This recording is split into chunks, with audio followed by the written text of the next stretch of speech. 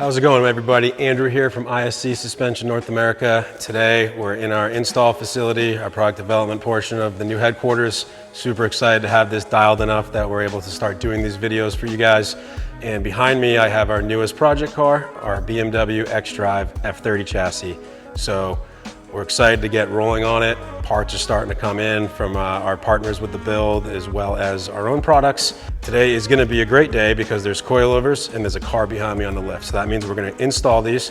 We're gonna show you guys some tips and tricks in regards to this chassis specifically. And then we're gonna show some after shots once we lower this on our coilovers and also put on the new BMW World TA5R wheels that we just got. So let's go over a few features specifically to the F30 xDrive coilovers here in front of us, and as well as just overall ISC product features. So in this kit in particular, this is going to include your adjustable end links. No additional charge that comes with the kit. We decided to go with our upgraded SSS high tensile steel coilover springs. So this is going to give us some increased spring stroke. It's 20% lighter, and it's hard, not to admit that they look awesome too. So these are on the car front and rear. We went with the suggested street sport spring rates that we do offer. So that's going to be a 10K front and a 12K rear. And other than that, it's going to be your standard N1.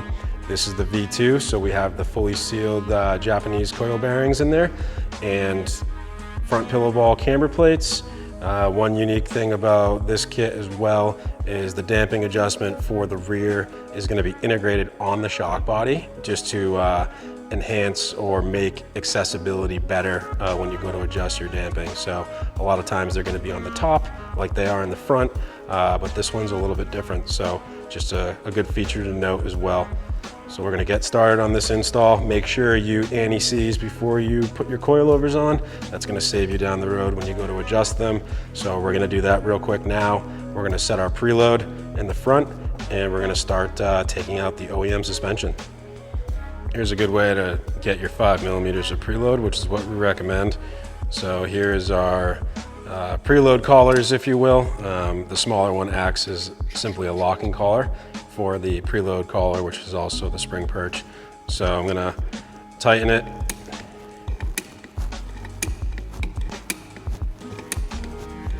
And then once you have a gap that is the width of the spanner tool, you'll know that you're at 5mm. So almost there.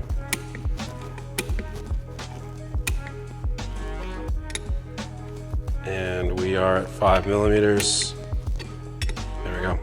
And then I'm going to bring this collar up and just snug them together.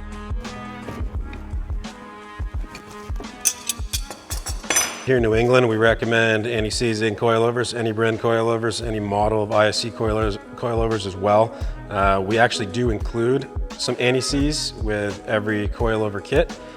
So we're just going to use our shop supply here so we don't have to crack up a few bags, but this is kind of the process, super simple. And again, that just kind of helps from future corrosion. So, in a year from now and 2 years from now, you want to adjust your height, your ride height, you're going to be able to do so because you used anti-seize.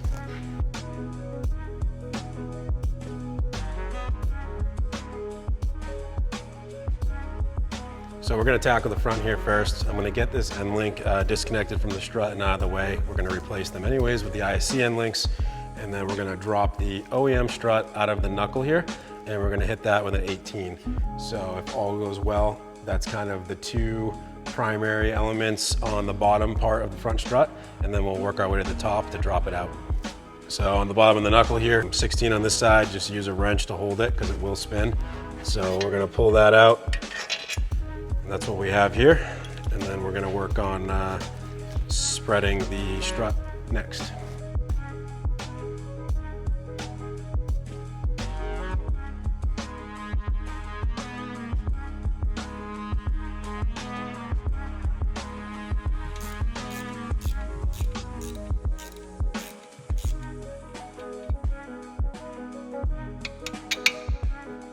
All right, so we got our end link disconnected down below. We have our strut spreader in and the associated hardware out on the knuckles. So now we're making our way to the top, and we're going to try to drop the strut down so we can get the coilover on. So peel back We just removed the clips, but for demonstration purposes, this is how you're going to access your strut.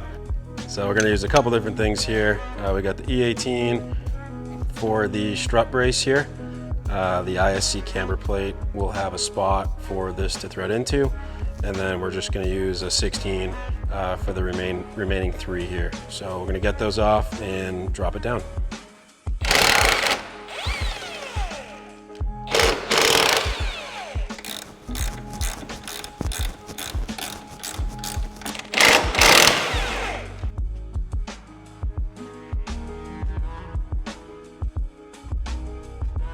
There's kind of 4 steps here that we're going to walk you guys through. We made a list of tools. You can check them out below. Step 1 is going to be just removing the shock. So pretty straightforward. We're going to get that out first. And then what we're going to do is we're going to run a jack underneath the control arm. You could use a transmission jack, which ours unfortunately just broke. So we're going to improvise with a traditional jack and a pole or a 2x4. Definitely not as safe or recommended. So if you have a transmission jack or something similar, go for that. When that's preloaded, what that's gonna do is allow us to take the primary bolt out that connects the knuckle to the arm, and we're gonna pull that out, and that'll keep the spring from blowing up, right? So the jack will act as the bolt did for the control arm and the hub, and then we're gonna slowly let it down. That'll allow us to remove our spring, and then we're going to be ready to install the coilovers. So let's get to it.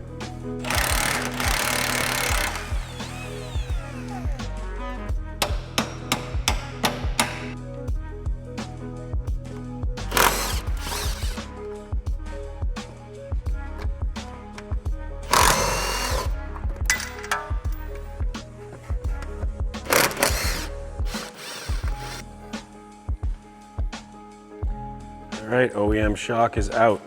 Now we're gonna jack up the control arm a little bit to preload this spring, and then we're gonna back out the primary hardware that connects the control arm to the knuckle. That way it doesn't, like I said earlier, explode, because this spring for a factory spring is pretty tight in there. So we'll do that, and then we'll back off with the jack slowly, and we'll get the spring out. You know, for safety purposes, recommend a trans or pull jack of some sort. Since ours is down for the count, we wanted to still do this install tonight, so we improvised. So what we're gonna do is we're gonna jack this arm up a little bit to preload that spring, like I mentioned, and then we're gonna back this hardware out. So make sure that this spring is under control before you back this out, because if you don't do this, then it could not end well. So this is kind of the most important part in terms of attention to detail from a safety perspective, so we just wanted to make a note on that, and we're going to get this out and get going on the coilover install. Hardware's out, control arm's dropped, so we should be able to just shimmy and wiggle this spring out of here. There is a cup, an OEM cup here. We'll talk more about that in a few minutes, because we're actually going to get rid of it.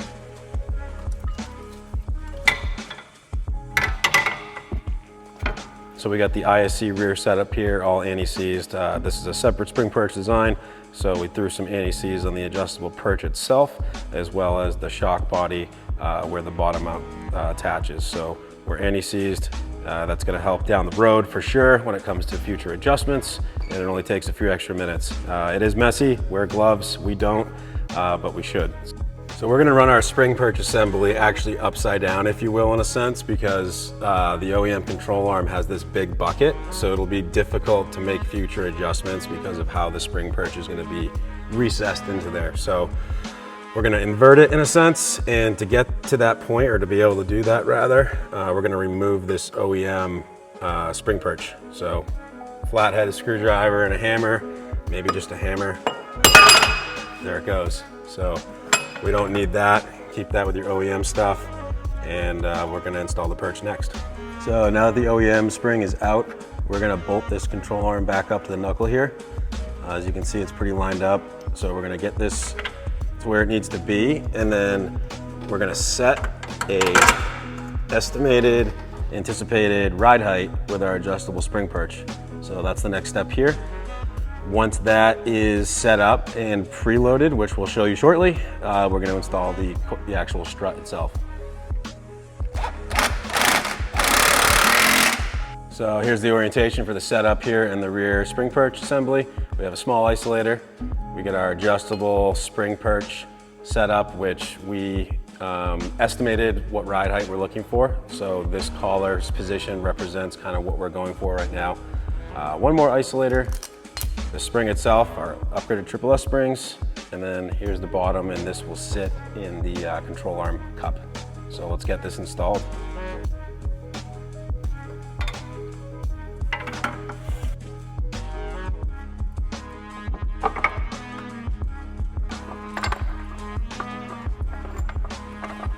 So here we are, everything's in. As you can see, there's a little bit of play.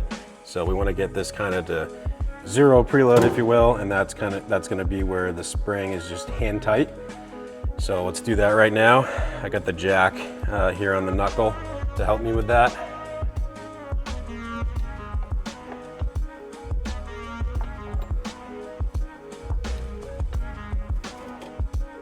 So since we're at zero preload, we're going to continue to compress the spring to get our actual preload. We're going for 5 to 10 millimeters on this divorce spring setup. So as we tension the spring, we'll get to that measurement, and then we're going to hold for the next step here.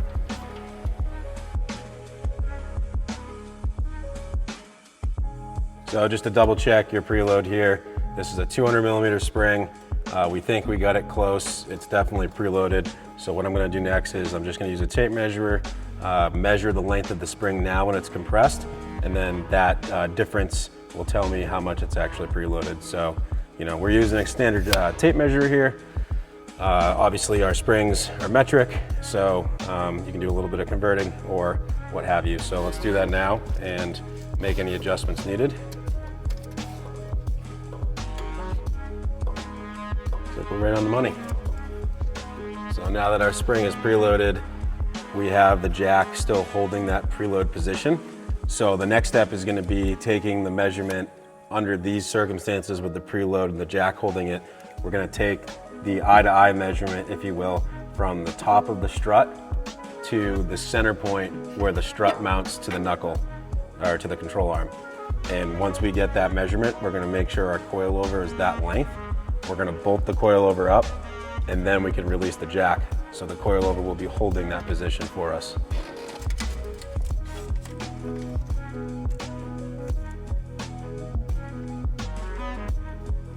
So now that we took our measurement, we matched it up with the coilover. So we're going to install the coilover now, and the back is going to be pretty much done, which is awesome. So to get to getting this in there in a comfortable manner, we're going to drop the jack to free up some space.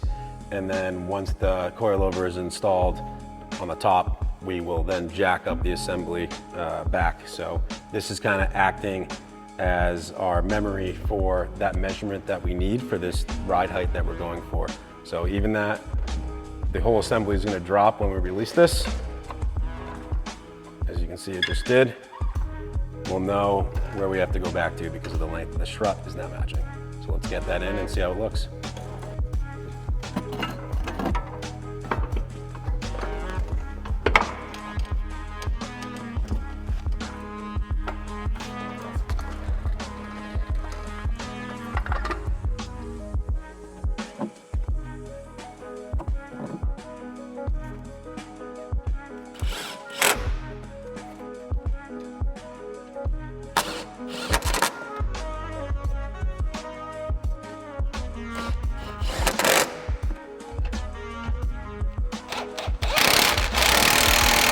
We have our desired, or at least estimated ride height set up here. We still have the strut spreader in there. This bottom mount does have an orientation tab. So this orientation tab is obviously going to go where the strut spreader is, where that opening is. So we'll get that in there. We will put this bracket in, which has all these lovely sensors on it. We'll bolt it, and then at that point, we're gonna kind of guide it up into the strut tower and bolt it in. So let's get to it and see what this thing looks like on the ground.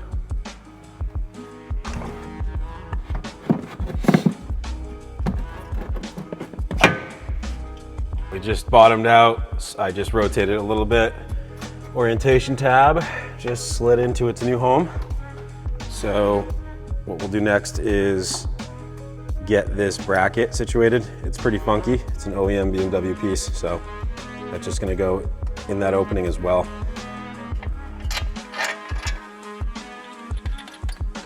Cool. So we're gonna tighten up the coilover here where it goes into the knuckle. It's a 16 and an 18.